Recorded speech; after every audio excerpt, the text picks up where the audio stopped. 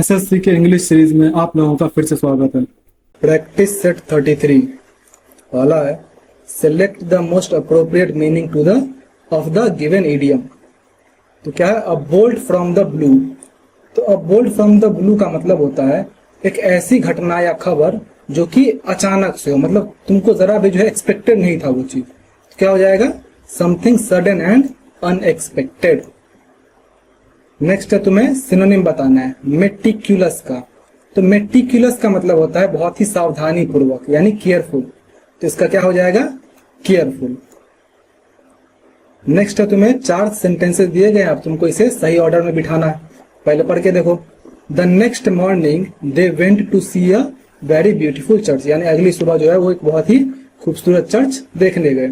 It was a very old city with narrow winding streets and many lovely old buildings, यानी वो शहर जो है वो बहुत ही खूबसूरत था जहाँ बहुत अच्छे अच्छे पुराने बिल्डिंग्स थे।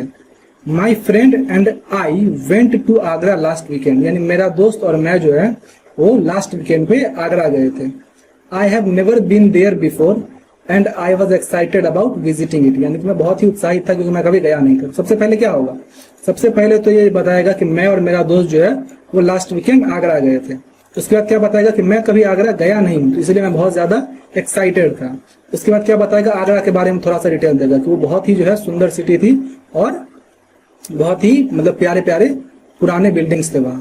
और उसके बाद क्या बताएगा लास्टली कि अगले सुबह जो है हम लोग गए अपना एक ब्यूटीफुल चर्च देखने के लिए। तो क्या हो जाएगा, RSQP। RSQP है, ये रहा RSQP। नेक्स्ट देखते हैं।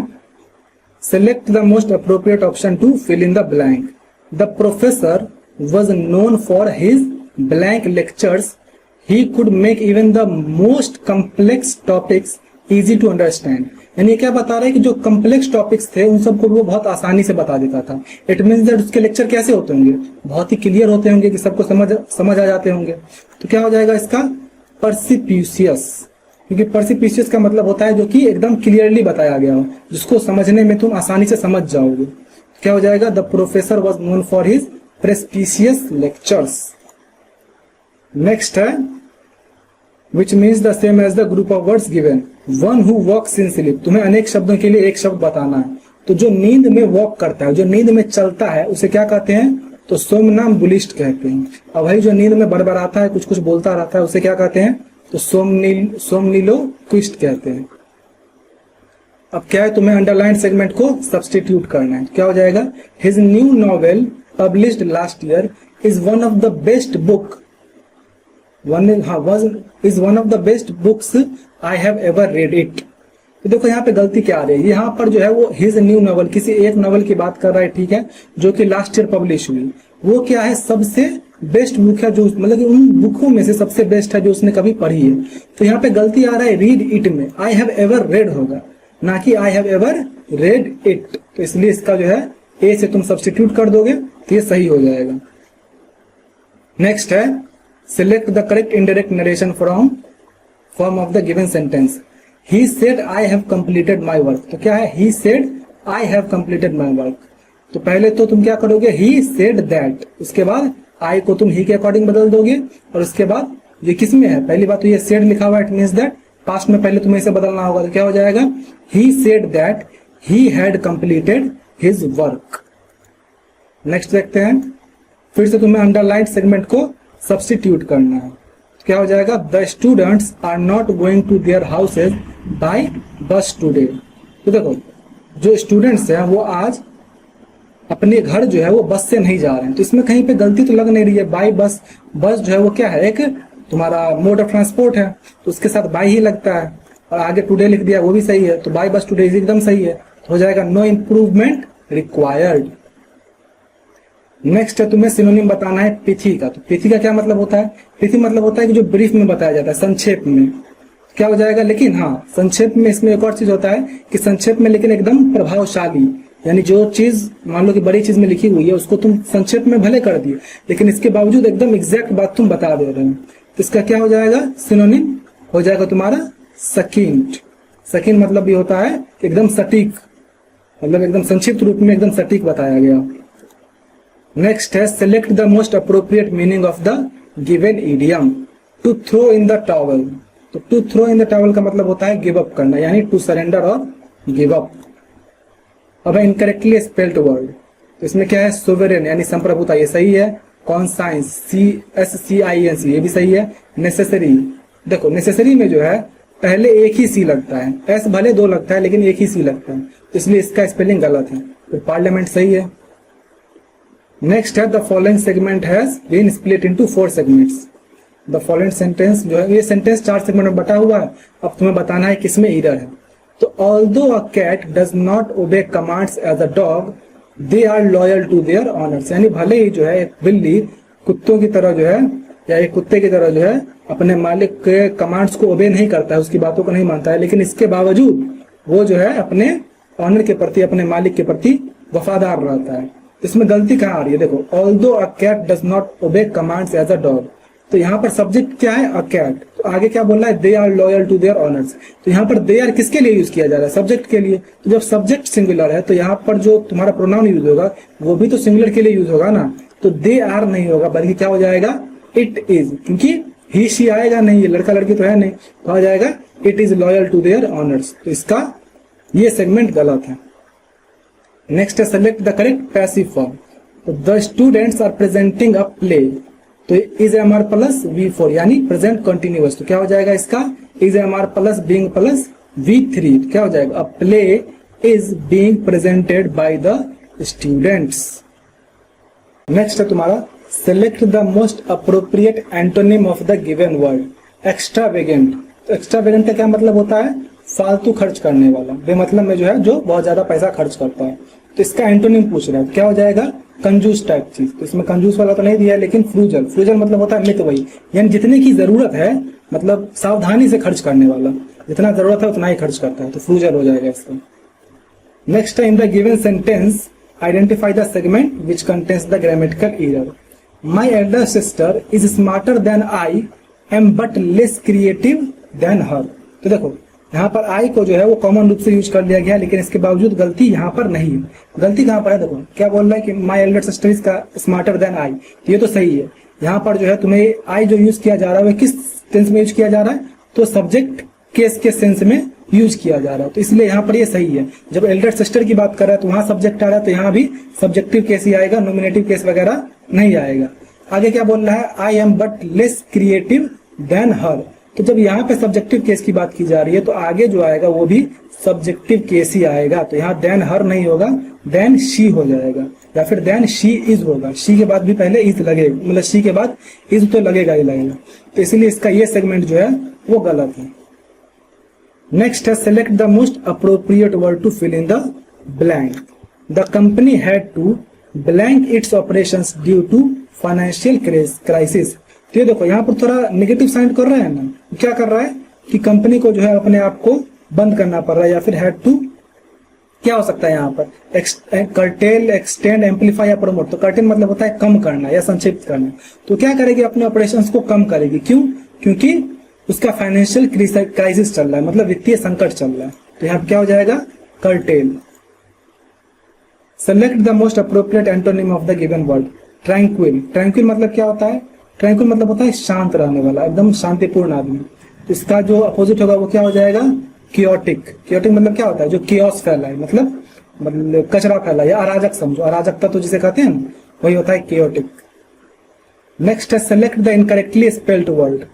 अब इसमें गलती कहाँ है, रेकमेंड, रेकमेंड तुम्हारा रेकमेंड ही गलत लिख दिया भाई।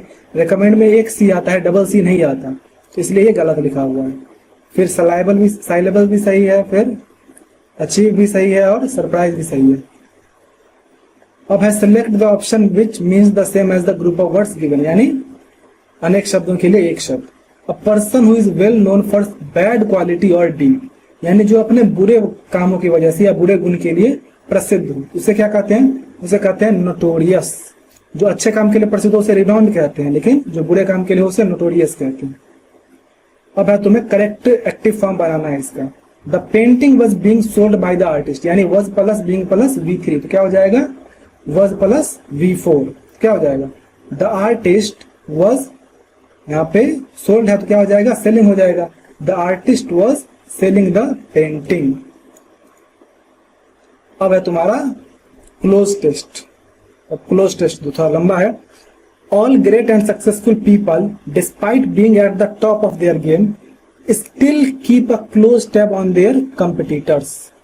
It is not out of fear but a desire to be at the top of their game and blank their skills that they continue to monitor others. The most successful sports coaches often watch videos of their past opponents games to blank new strategies or even to predict their moves. यानी यहाँ पर जो है कुछ ऐसा आएगा। खैर ये मैं ऑप्शन के बाद मतलब ऑप्शन देख के तब तुम्हें समझाऊंगा ताकि ज्यादा सही हो। Similarly in the business world a companies competitors can blank as a great source of inspiration for new ideas products and service. A competitors mistake can also prove to be valuable lessons for you to avoid. It is therefore safe to say that your competitors are blank assets and you can learn much more from them. They are like your shadow and blank you to always move forward. तो पहले पांचों question तुम देख लो, blank 1, 2, 3, 4 और 5। अब खुद से बना लो, अब मैं बनाता हूँ। पहला क्या बोल रहा है? It is not out of fear, यानी ये डर की वजह से नहीं बल्कि किसके लिए, ताकि वो अपने गेम के टॉप पे रहना चाहते हैं। और क्या करना चाहते हैं? And blank their skills that they continue to monitor others. यहाँ पे ब्लैंक देयर स्किल्स में क्या होना चाहिए? क्या क्या है? डैम्पन, होन, ऑब्लिटरेट या ब्लंट। तो देखो यहाँ पर कुछ ऐसा आना चाहिए ना जो क्या दिखाए कि तुम अपने आप को और इफेक्टिव बनाओ और प्रभावी बनाओ। तो क्या हो जाएगा यहाँ पे? होन का मतलब होता है किसी पर्टिकुलर कौशल में, किसी पर्टिकुलर चीज में तुम अपने आप को और प्रभावी बनाओ। तो यहाँ पर इफेक्टिव की जगह तुम्हारा होन आया हुआ है, तो यही आ जाएगा तुम्हारा। क्या हो जाएगा यहाँ? Top of their game and होन देयर स्किल्स। नेक्स्ट क्या है तुम्हारा? The most successful sports coaches often watch videos of their past opponents' games to blank new strategy or even to predict their moves। यानी कि जो अच्छे sport के coaches हैं वो भी जो है अपने पास्ट ओपोनेंट्स के, यानी कि उनके जो पिछले प्रतिद्वंदी थे, उन सब के वीडियोस देखते हैं ताकि वो उनकी स्ट्रेटजीज को समझ सके और प्रिडिक्ट कर सके कि वो आगे क्या करने वाले। तो यहाँ क्या हो जाएगा? Games to blank new strategy, यानी कि तुम क्या यहाँ पे ऑप्शन हो सकता है? इन्वेंट, डिवाइस, फैब्रिकेट या कंक्लूड। तो देखो इन्वेंट करने की जरूरत नहीं है। स्ट्रेटजी जो है अगर वो कोई यूज कर रहा है, इट मींस दैट पहले से बनाया गया है। तो यहाँ पे क्या हो जाएगा? डिवाइस हो जाएगा। डिवाइस का मतलब होता है नया रणनीति बनाना। इन्वेंट जो है वो किसी आविष्कार, किसी चीज के आविष्कार के लिए होता है, जबकि डिवाइस जो है वो रणनीति के लिए यूज किया जाता है। तो क्या कर रहा है? कोच जो है अपने विरोधियों के खेल को देखकर नई रणनीति बनाता है कि हम ये देख सके कि वो आगे क्या करने वाला है, तो हम हमेशा तैयार रहें। नेक्स्ट है तुम्हारा, similarly in the business world a companies competitors can blank as a great source of inspiration for new ideas. तो बिजनेस वर्ल्ड में भी एक कंपनी का जो कंपिटिटर होता है वो क्या बन सकता है? तो इंस्पिरेशन का एक बहुत अच्छा सोर्स बन सकता है। क्या हो जाएगा ऑप्शन में? क्या क्या है? सर्व, एक्ट, फंक्शन या परफॉर्म। तो सर्व का क्या मतलब होता है? एक रूप में काम करना। तो वो क्या कर सकता है? जो कंपिटिटर्स हैं उसके, वो क्या कर सकते हैं? वो इंस्पिरेशन के एक बहुत अच्छे सोर्स के रूप में सर्व कर सकते हैं, यानी काम आ सकते हैं। तो यहाँ हो जाएगा तुम्हारा सर्व एज। नेक्स्ट क्या तुम्हारा? इनवैल्यूएबल। पहले तो क्वेश्चन देख लेते हैं। It is therefore safe to say that your competitors are blank assets and you can learn much from them. तो क्या हो जाएगा यहाँ पर? इनवैल्यूएबल, वर्डलेस या डेट्रीमेंटल या इनसिग्निफिकेंट। तो देखो वहां क्या बोल रहा है? ये बोल रहा है कि हम जो है उनसे ये भी चीजें सीखते हैं कि कौन सी गलती वो कर रहे हैं, तो हम उन गलतियों को अवॉइड करके चले। तो इसका मतलब वो क्या हुए? वो बहुत ज्यादा मूल्यवान हुए, बहुत वैल्यूएबल हुए। यहाँ पर क्या आ जाएगा? Competitors are invaluable assets. तो इसमें से जो है तुम्हारा इनवैल्यूएबल आ जाएगा। और नेक्स्ट है तुम्हारा, पहले क्वेश्चन देख लो। much from them they are like your shadow and blank you to ways move forward। यानी वो क्या करता है? तुम्हें किसी चीज के लिए प्रेरित वगैरह करता है। तो हिंडर्स हो जाएगा, कंपेल्स होगा, रेस्ट्रिक्ट्स होगा या डिसुएट्स होगा। तो इसमें देखो रेस्ट्रिक्ट, डिसुएट्स या हिंडर तो नहीं होगा। कंपेल्स जो है वो लगभग ठीक साउंड कर रहा है, क्योंकि कंपेल मतलब होता है मजबूर करना। तो मजबूर करने को हम प्रेरित करने के लगभग करीब मान सकते हैं, क्योंकि कंपेल मतलब मजबूर करना ही वैसे होता है, लेकिन यहाँ पर और कोई जो है सुटेबल बैठ नहीं रहा, तो कंपेल करना हम समझ सकते हैं कि प्रतिस्पर्धी जो है वो अपनी गलतियों से क्या करता है? आपको हमेशा आगे बढ़ने के लिए मजबूर करता है। तो ये सही है। तो इस तरह से तुम्हारा ये खत्म होता है। आपका जो भी स्कोर हुआ कमेंट कर दीजिए एंड मिलते हैं नेक्स्ट वीडियो में।